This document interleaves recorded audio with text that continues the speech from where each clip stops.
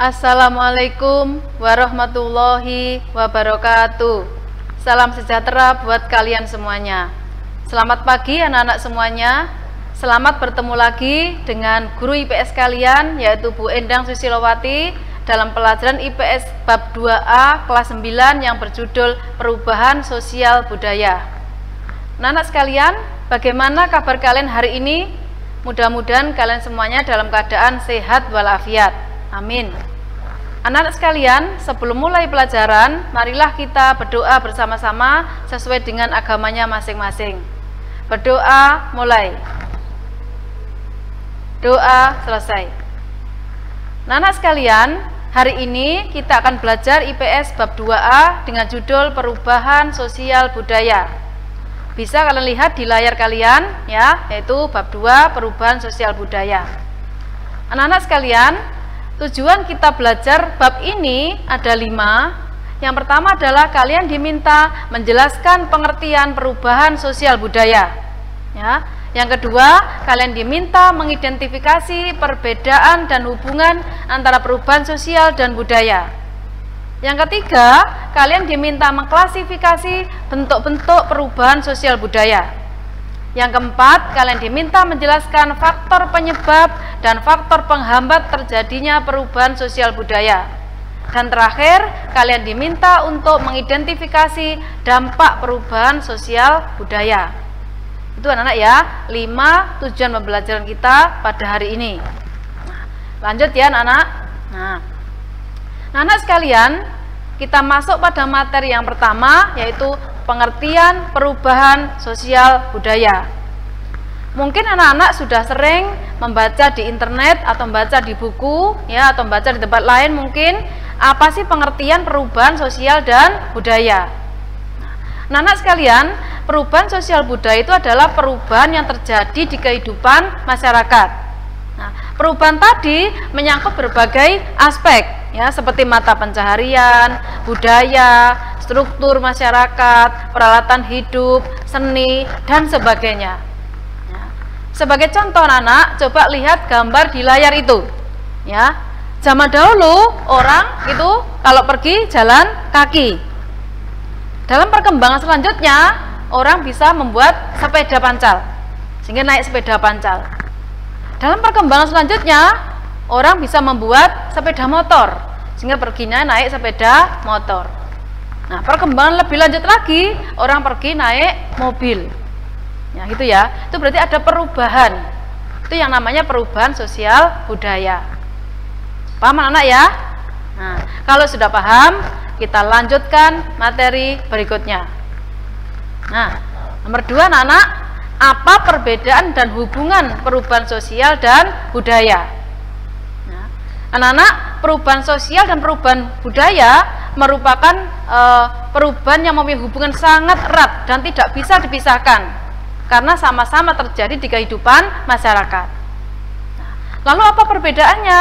Nah, perbedaannya kalau perubahan sosial menyangkut struktur masyarakat, sedangkan perubahan budaya menyangkut cara hidup dalam masyarakat. Bagaimana, paham anak-anak? Ya, mudah-mudahan kalian paham ya. Nah, sekarang kita lanjutkan berikutnya.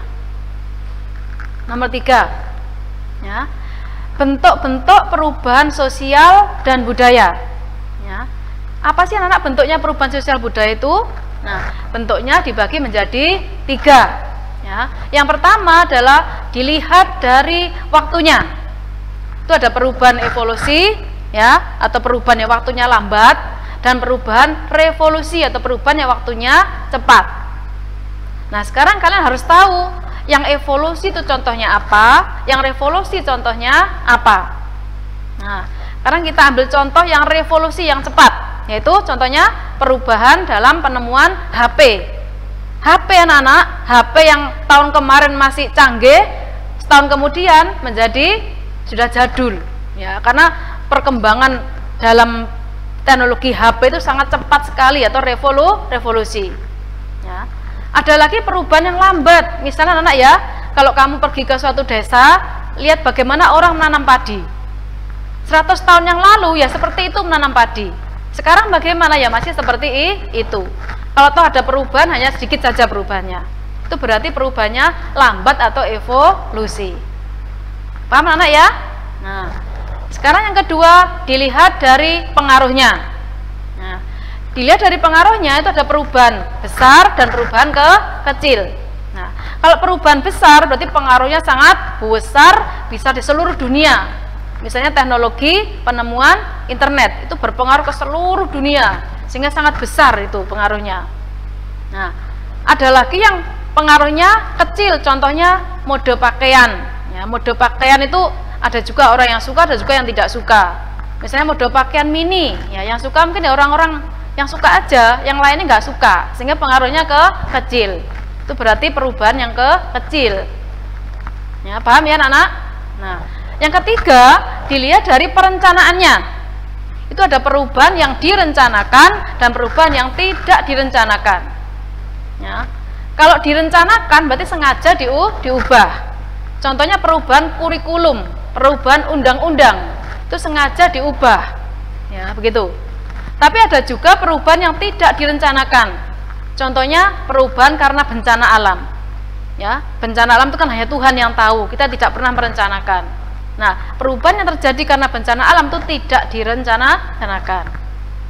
Bagaimana? Paham anak-anak? Mudah-mudahan kalian sudah paham semuanya ya. Kalau sudah paham, kita lanjut ke materi berikutnya. Nomor 4, yaitu faktor penyebab terjadinya perubahan sosial budaya. Anak-anak sekalian, apa sih faktor penyebab terjadinya perubahan sosial budaya itu? Ada dua, yaitu faktor dari dalam masyarakat atau intern dan faktor dari luar masyarakat atau ekstern. Nah, faktor yang dari dalam itu contohnya apa? Ya, contohnya adalah perubahan penduduk. Misalnya anak-anak ya, di daerah kita, daerah Gresik ya, dulu penduduknya sedikit sehingga tidak ada kemacetan anak-anak. Nah, dengan adanya perubahan penduduk yang jumlahnya makin banyak ya, maka daerah Gresik sekarang sangat macet. Anak-anak ya, seperti itu contohnya. Ya, itu namanya perubahan penduduk. Menimbulkan perubahan dalam masyarakat yang tadinya tidak ada macet menjadi macet di mana-mana. Ya. Contoh lainnya adalah pemberontakan atau revolusi. Ya. Contohnya ada pemberontakan atau revolusi Perancis, anak-anak ya. Revolusi Perancis itu telah merubah Perancis menjadi negara yang tadinya kerajaan menjadi republik. Ya. Sehingga konsekuensinya juga luas, gitu ya anak-anak ya. Nah, berikutnya juga ada contoh lain itu konflik. Konflik sama dengan pertentangan. Misalnya ada pertentangan dalam masyarakat, ya bisa menimbulkan perubahan. Ya, contohnya anak-anak ya, pertentangan di Indonesia waktu itu ya antara kelompok yang mendukung Belanda dengan kelompok yang tidak mendukung Belanda. Contohnya terjadi di daerah Minangkabau, Sumatera Barat, anak-anak, yaitu antara kaum Pati dengan kaum adat. Itu konflik ya, konflik tadi menimbulkan perubahan. Nah, contoh lainnya adalah penemuan baru, anak ya. Penemuan baru juga menimbulkan perubahan yang baru lagi. Contohnya anak penemuan internet telah merubah manusia yang tadinya itu ya tidak mengenal dunia luar menjadi mengenal dunia luar dengan sangat cepat.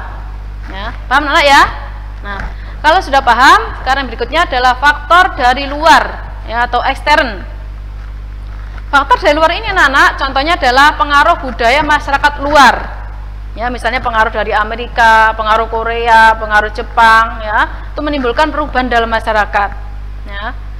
Berikutnya juga ada peperangan dengan negara lain, misalnya Indonesia perang dengan Malaysia misalnya. Nanti pasti ada perubahan setelah itu. Ya. Contohnya adalah kemajuan teknologi dari luar. Teknologi tadi misalnya komputer, HP, ya toh, itu menimbulkan perubahan besar dalam masyarakat. Ya, itulah ya dua faktor penyebab terjadinya perubahan sosial budaya, yang satu dari dalam, yang satu dari luar. Bagaimana anak-anak? Sudah paham? Nah, kalau sudah paham, sekarang kita lanjut ya. Yang berikutnya yaitu masuknya budaya luar dapat menimbulkan apa? Nah, anak ya. Kira-kira menimbulkan apa anak-anak? Pasti menimbulkan sesuatu. Nah, masuknya budaya luar tadi dapat menimbulkan yang pertama adalah difusi. Anak ya. Apa tuh difusi itu? Difusi adalah penyebaran budaya. misalnya pengaruh masuknya Islam ke Indonesia, nah itu menyebar budaya, ya, budaya Islam masuk ke Indonesia. Itu ya, itu namanya difusi atau penyebaran budaya. Berikutnya akulturasi, ya, itu adalah percampuran budaya antara budaya asli dengan budaya yang masuk. Nah, namun budaya asli maupun budaya yang baru masuk tadi masih sama-sama terlihat. Itu namanya akulturasi, ya. Yang ketiga adalah asimilasi, itu adalah percampuran budaya asli dan budaya yang baru masuk menjadi suatu budaya baru yang baru lagi, sehingga antara yang asli dengan yang baru tidak terlihat lagi, karena sudah menjadi budaya yang sangat baru lagi. Itu ya. Nah, yang berikutnya adalah penetrasi. Penetrasi adalah perembesan unsur budaya pada budaya lain, baik secara damai maupun paksaan, ya. Nah, berikutnya adalah invasi, yaitu masuknya budaya asing melalui perang. Misalnya Belanda menyerang Indonesia, dia membawa budaya masuk ke sini, itu berarti invasi, ya. Yang terakhir adalah milenarisme, yaitu kebangkitan untuk mengangkat budaya masyarakat bawah yang tertindas, ya. Itulah anak-anak, masuknya budaya baru dapat menimbulkan hal itu. Paham ya? Nah, kalau sudah paham, sekarang kita lanjut materi berikutnya yang nomor 6. Nah, anak sekalian, apa sih faktor penghambat perubahan sosial budaya? Nah, kalau kita lihat penghambat anak ya, itu pasti banyak anak ya. Nah, di sini kita bahas bagian yang tidak asing bagi kalian. Ya. Yang pertama adalah kehidupan masyarakat terasing. Ya. Nah, anak kehidupan masyarakat terasing daerah pedalaman itu biasanya mereka masih sangat tradisional. Mereka sulit menerima hal-hal yang baru, sehingga menjadi penghambat perubahan sosial budaya. Ya, contohnya daerah pedalaman anak-anak zaman dahulu, zaman tahun-tahun 70-an mungkin ya, di daerah pedalaman Papua itu banyak beberapa suku yang masih belum menggunakan pakaian lengkap. Ya. Ketika ada orang-orang dari luar Papua yang masuk ke sana, dulu tahun 70-an anak ya, itu mereka masih sulit untuk menerima perubahan tadi, ya, gitu. Itu namanya kehidupan masyarakat terasing itu bisa menghambat perubahan sosial budaya. Tapi itu dulu anak ya, itu zaman dulu. Sekarang Papua sudah sangat maju, gitu ya. Nah, yang kedua anak lambatnya perkembangan iptek, ya. Anak-anak kelambatan perkembangan iptek itu juga mengganggu atau menghambat perubahan sosial budaya, karena masyarakat tuh kurang informasi kalau nggak ada perkembangan iptek, itu ya. Berikutnya anak-anak sikap masyarakat yang tradisional, ya. Masyarakat tradisional itu biasanya menolak atau sulit menerima hal-hal yang baru, ya gitu. Mereka masih memegang teguh adat budayanya masing-masing. Nah, yang berikutnya anak prasangka terhadap budaya baru dari luar, anak ya. Ada prasangka, misalnya khawatir kalau ada budaya masuk yang baru nanti khawatir merusak semuanya, begitu. Ada kekhawatiran seperti itu. Nah, kekhawatiran itu bisa menghambat perubahan sosial budaya. Ya. Yang berikutnya adalah adat istiadat yang kaku, anak ya. Adat istiadat yang kaku itu, ya, itu juga bisa menghambat terjadinya perubahan sosial budaya. Dan terakhir adalah kemalasan. Ya, orang-orang yang malas akan sulit ya untuk mendukung terjadinya perubahan sosial budaya. Nah, Nana, itulah ya faktor penghambat perubahan sosial budaya. Ya. Selanjutnya anak-anak, kita akan lanjutkan nomor 7, yaitu dampak perubahan sosial budaya. Nana ya, namanya dampak itu pasti ada yang baik, ada yang buruk. Ya, ada yang positif, ada yang negatif. Nah, gitu ya anak-anak. Nah, yang positif anak-anak, dampak positif perubahan sosial budaya itu contohnya kemajuan teknologi. Ya, kita bisa menikmati kemajuan teknologi, kita bisa megang HP, tiap hari buka HP, bisa WA, bisa email, ya toh, bisa Instagram, ya, bisa Facebookan dan lain-lain. Itu kemajuan teknologi yang bisa kita rasakan dampak positifnya. Gitu ya. Berikutnya transportasi lancar, anak ya. Kita bisa naik pesawat, bisa naik kereta api, naik mobil sana kemari. Itu berarti lancar ya transportasinya. Pengetahuan juga berkembang, anak ya. Bisa baca di internet ya. Banyak sekali info-info baru yang bisa kita kenal, bisa kita tahu dari membaca tadi internet tadi. Ya. Berikutnya hidup lebih praktis, anak ya. Lebih praktis. Contohnya, sampai mau pesan tiket pesawat. Tidak usah jauh-jauh ke bandara, cukup melalui pesan online di HP. Ya. Contoh lainnya misalnya sampai mau ngirim ya, kalian mau ngirim uang ya, bisa langsung pakai aplikasi di HP, mobile banking gitu ya, bisa pakai HP aja, jadi lebih praktis ya. Mau makan nggak usah keluar rumah, misalnya males keluar, bisa pesan pakai GoFood gitu, begitu. Nah, berikutnya anak-anak, komunikasi lebih mudah, jelas ya. Kita bisa komunikasi pakai HP, video call, pakai email, ya, pakai Instagram dan sebagainya, lebih mudah. Dan terakhir adalah lapangan kerja lebih luas. Contoh anak-anak ya, kamu bisa jualan baju secara online melalui Instagram, melalui WA, melalui Facebook, gitu ya, sehingga membuka lapangan kerja yang baru, gitu. Ya, itu adalah dampak positif. Namun anak-anak ada juga dampak negatifnya anak-anak. Ya, dampak negatifnya yang saya lihat di anak-anak itu anak-anak menjadi malas belajar karena lebih seneng main game di HP. Jadi malas belajar, waktunya belajar di main game. Nah, itu dampak negatif. Ya, yang berikutnya ada lagi pornografi. Ya, ada beberapa anak yang suka membuka ya situs-situs porno, itu merusak pemikirannya. Ya, sehingga itu termasuk dampak negatif. Yang berikutnya pergaulan bebas, ya, anak-anak karena meniru ya gambar-gambar yang ada di dalam HP tadi, dia melakukan pergaulan bebas yang melanggar aturan. Ya, juga ada juga karena peredaran narkoba, ya, itu juga termasuk dampak negatif. Ya, dan juga persaingan ekonomi tidak sehat, itu ya, itu adalah dampak negatif, anak ya. Bagaimana, paham anak-anak?